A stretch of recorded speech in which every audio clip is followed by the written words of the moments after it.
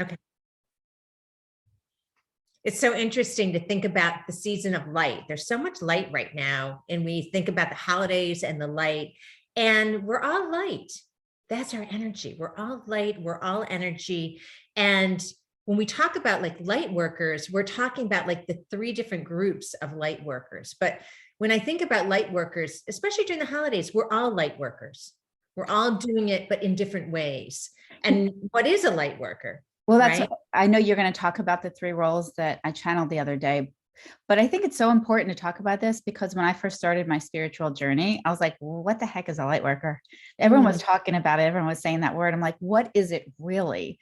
And I've been on my spiritual journey probably since around 2004. And I am just understanding what the role is of being a light worker.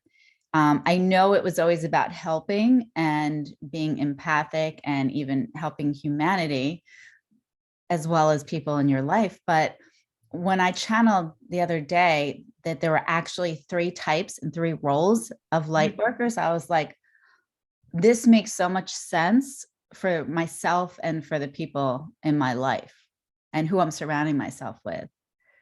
And it really gives guidance too. I think not that we don't need to know because we're doing light. Even if you don't even know what you're doing out there, you are being when you're being your truth and when you're showing up with love and you're trying, to be in our highest self that we can be, then we are actually showing up as our authentic self and we're showing up with our light. We're light workers. But it's so interesting when we delve into the different types of groups, or we can see ourselves in groups, it really helps to inform us on what is our purpose, what is our soul purpose. And then things start to make sense of, oh, this person's in my life, or this is something that I did, or this is something that is an opportunity or a possibility for the future. So I think it really helps to inform one's soul path and soul purpose and support us in how our life is unfolding and how our work on this earth is unfolding as light workers. And who we are. When we were talking about it on Soul Talk, someone was like, this should be a whole workshop because there's so much to delve into. One, to help figure out really sometimes it's obvious who we are, and other times it's not because we have obstacles that are in the way, or we just, we could sort of see ourselves in two different categories, but this helps to understand who we are in a positive light. Whereas we might have looked at something we do, like move around a lot, for example, as a negative, and yet it's actually in one of the categories, which I know you're going to go into right now, of this type of light worker, of this role. So moving around is actually part of being that. So it's not like there's something wrong with me because I move around a lot, or because I sort of, I don't like things to be the same for too long. It's actually, it makes sense. So it helps people who are empathic, who are just being, already aware that there's a higher purpose, to also being themselves in their life, in their general life. So do you want to go over the three roles? Yeah, so what you're speaking to right now, you're speaking to one of the groups. There's three of them. So the one you're speaking to right now is the conduit. So as a conduit, you're a connector. You're a connector of people, connector of ideas, connector of so many different things. And you may not necessarily stay in one place because you're almost like a bee that's pollinating different plants. So you're connecting with people. You can't stay long because there's a lot of work to do. So to see that really as a positive, it's not like you were saying, it's not a deficiency in you that you don't stay with something. You're not meant to stay with something. And when we see that, we have more compassion for ourselves, and we have more insight into ourselves. So the first one is the conduit.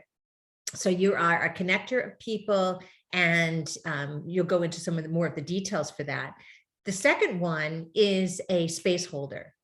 And a space holder is really having more of an overarching energy to hold the space for possibilities to happen, to hold the space for people to step into all of their gifts, to ground them in the energies of light and love and protection too. A space holder can be a protector of people, can be a protector of the earth, and protector of possibilities. So a space holder has a very important role to kind of keep that framework and that energy and that power. And it's much more strategic. So you're not going to be getting necessarily into the individuals, but you'll be tending more to go into maybe groups or something that's more strategic than specific or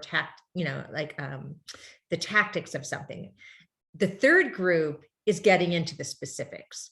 The third group is the life guide. And the life guide is a beautiful role to play because you are getting into the nitty gritty. You are helping to guide ideas. You're helping shepherd people. You're helping to work really one-on-one to empower.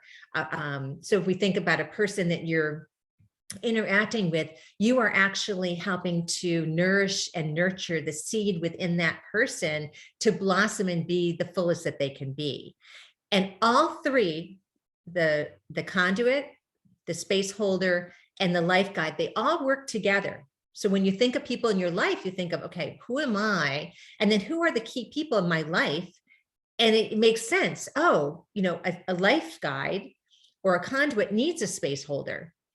Just like a space holder needs someone to get into the nitty gritty, like a life guide, or a connector of people to keep things in the flow. The universe is always flowing. So it's all energy, and each person in each way, in each of the different categories, has a very specific role that are interwoven with the others.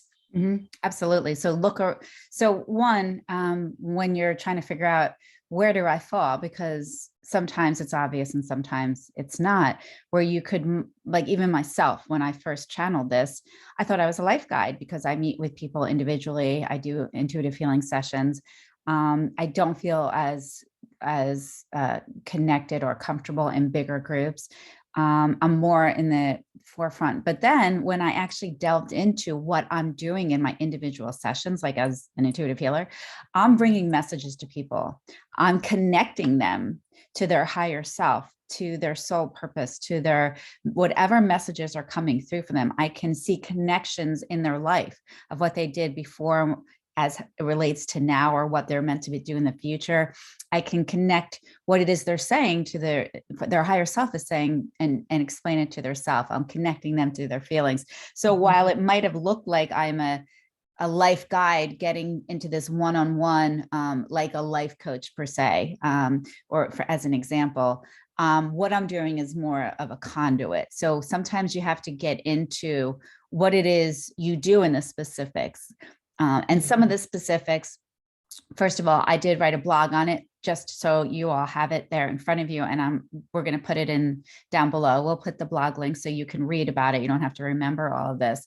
But I know space holders need to be more grounded because they're literally holding space for people. They're usually maybe taller or broader or more muscular people, and they're able to hold that space. I know I have space holders in my life, and a space holder can be a person, it can be an animal, it can be nature, it can be anything that can help ground you. And these people tend to be more introverted.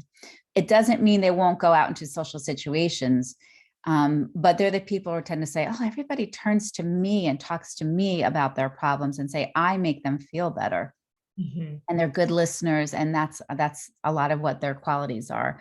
Whereas the conduit tends to want to travel around. They get drained if they're in one place too long. It could be a relationship. It could be a home. It could be an area, or it could be a job. It could be, they just need to keep moving. They need to keep things flowing. They need to connect and move on, like you said earlier. And these people tend to be more in the line of the introvert and the extrovert. Like they can go either way, but they're more in the middle because they are connecting with people, but they also need their individual space away. And then the conduits can be messengers, authors, musicians, whereas the space holders more dealing with the larger groups where they're holding space for like the whole country, like the president or any sort of like a politician or CEO of an organization, that sort of thing.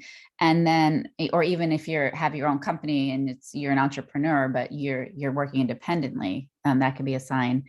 And then the life guides are like more like maybe a life coach or a therapist that's really, or someone who works with animals, someone who's getting one-on-one with another spirit, another soul, whether it's a person or an animal. And so they tend to be more extroverted, that they engage all over and they're helping people. I know you were talking about it the other night, about what a life guide looks like, but they are working with the individual, but not to necessarily bring messages, to connect on a truly deeper level with individuals. And so that's basically the outlines. You were speaking the other night, which I love, talking about triangles and how we've seen triangles all over the place in our life, and how things come in threes. How does this relate to the roles when you were talking about the roles? Well, you think of the three roles, right? That, so when you think of a triangle, there's 3 points. And when you think of things in life, things come in threes. So the ones we were just talking about, the life guide, the conduit, the space holder, you need all 3 of those, and they're all balanced. When you think of a triangle, you think of there's a balance there, but it creates the framework. And when you think of threes, when you think of a framework, what are the 3 points in your life? What are the 3 key things? But it's the thing that's so beautiful about the triangle is when you imagine that, you can see what's inside. When you look at a triangle, you don't see anything, right? It's the unseen. That is where the possibilities are. That is where the unseen realm is. That is where the universe is. That is where we're tapping in. So when we create a framework, we're actually creating almost it's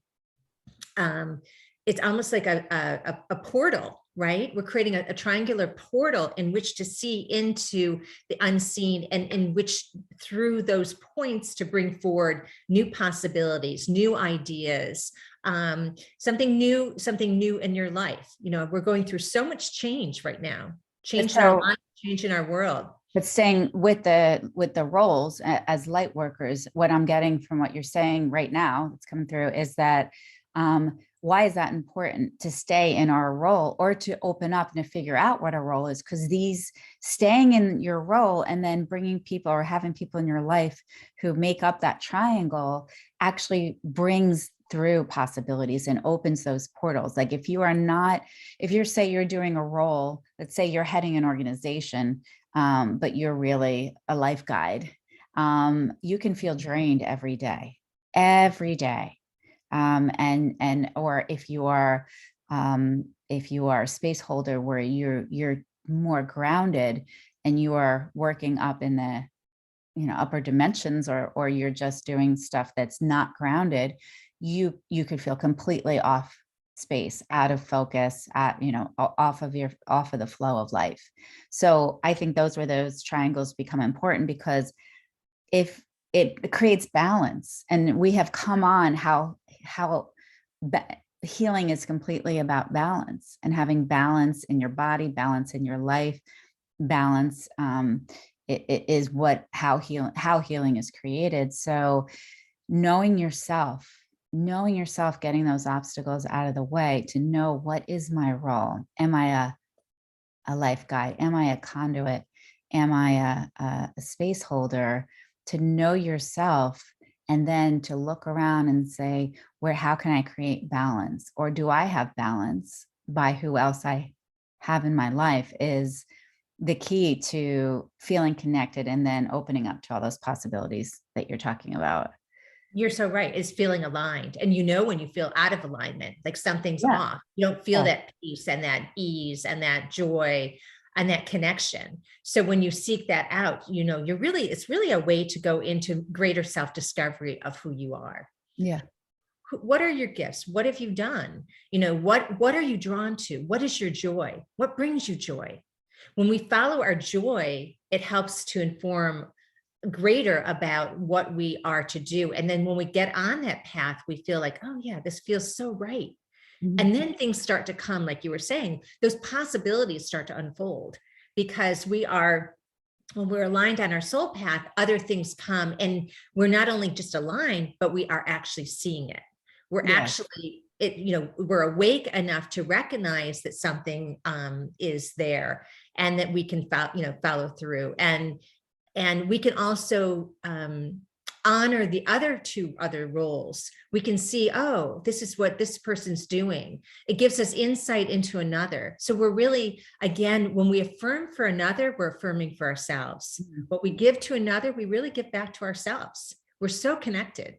Well, I think your point about you seeing who another person is. So it's helpful to look at these roles and say, where do I fit in? And then where are the people in my life? Where are they fitting in? And that's why it makes so much sense when we talk about how we really just need to focus on ourselves as far as doing our role. It's helpful to look around, but doing our role, and because you might be wanting someone to change. You might be a conduit, and you might want to be really moving all around, and someone else is a space holder and they want to stay put, and you're like fighting, like, why wouldn't they want to come with me? Why wouldn't they want to change? Well, they're more static because of who they are. So these roles really have, I know it's helped you and I, and it's helped the people that who are on Soul Talk. And really it helps people to release the judgment about who they are. Like, oh, I'm always moving around. I'm always wanting to move around. Like, what's wrong with me? Am I running away from it? No, it's not that at all. And that to get clarification or help on what these roles are, we can help you with that, but it's vital. It's vital to understanding yourself. And when I brought this through from my soul team, I was like, this is amazing. This is amazing information that I didn't know before. And we know it when we're meant to know it. So we invite you to come check out the blog and really hone in on what it is you are here to do, what it is your role. And we can help you to come on Soul Talk. And we'll do a workshop on this later on, but intuitive healing sessions or soul purpose sessions will help you to focus in on this and really start to get to know yourself, and what the possibilities are endless, are absolutely endless.